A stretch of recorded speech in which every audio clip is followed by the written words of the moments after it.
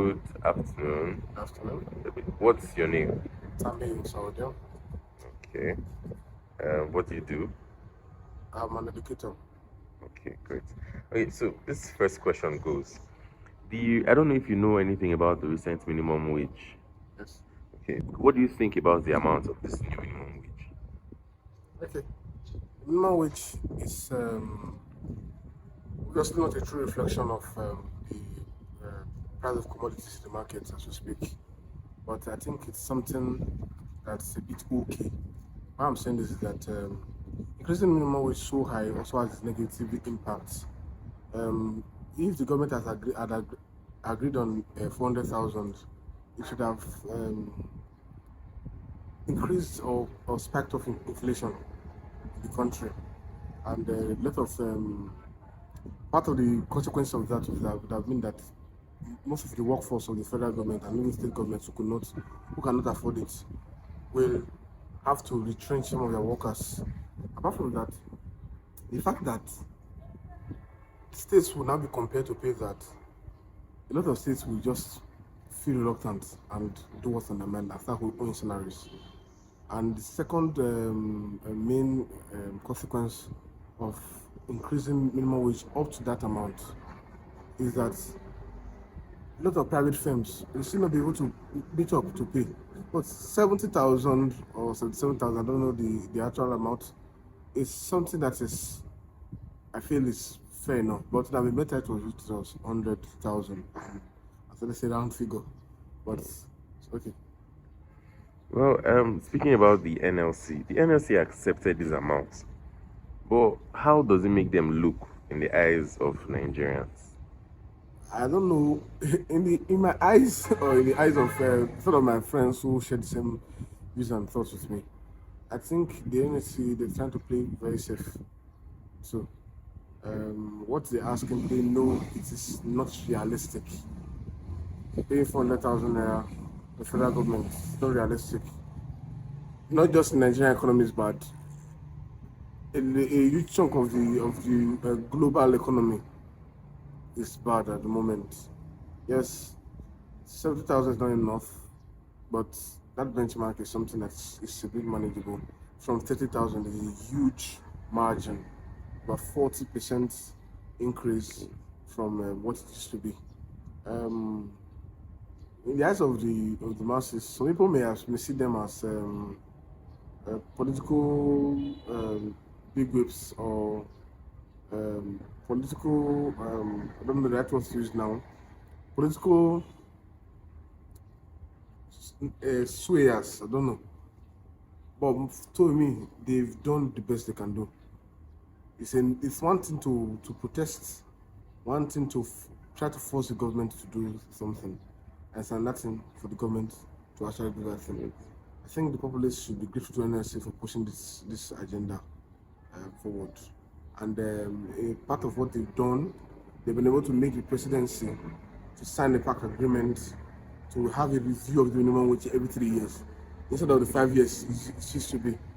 And if you agree with me, the last minimum wage increment was up to 5 years. I think 2019, 2018, 2019, 21, 22, 23, 24, 25. More than, I think, 24, 5 years. It's something that's okay. It's 3 years the review instead of 5 years as it used to be. So Nigerians should appreciate the Nigerian Labour Congress and the TUC for what they've been able to achieve.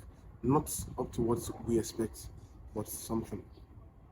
But what did we actually expect? Is it that we expected anything from the NLC, or we just felt it to be business as usual? Yes, a lot of persons expected that they stand by their 450,000 the earlier stated. But like I've said before, that federal government of Nigeria will not be able to afford that. Part of the reasons is because of our expensive governance system. But even if we reduce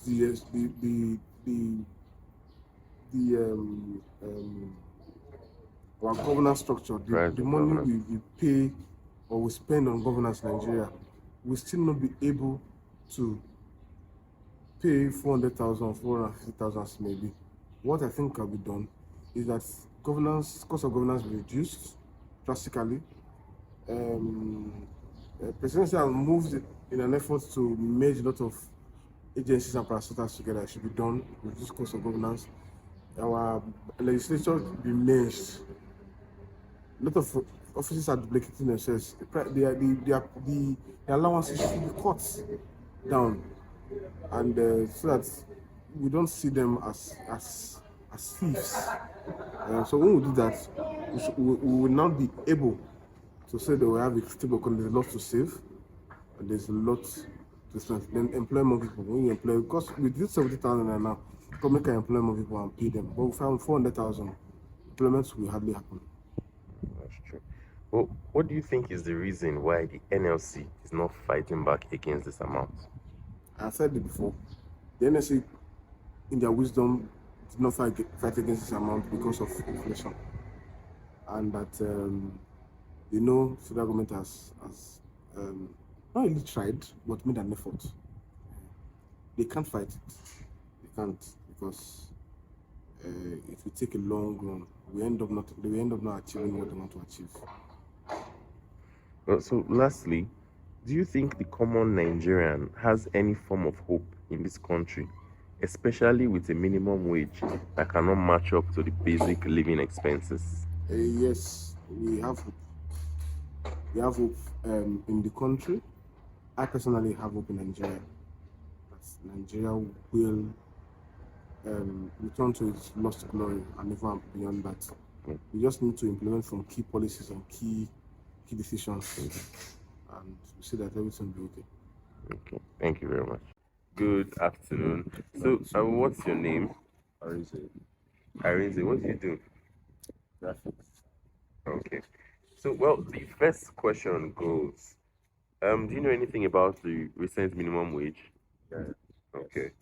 What do you think about this new minimum wage?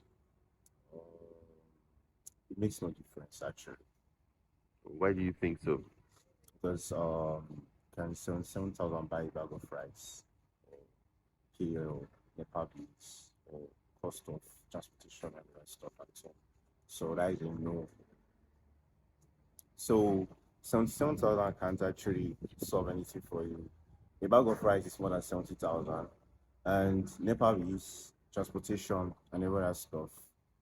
The 77,000, it doesn't go anywhere at all.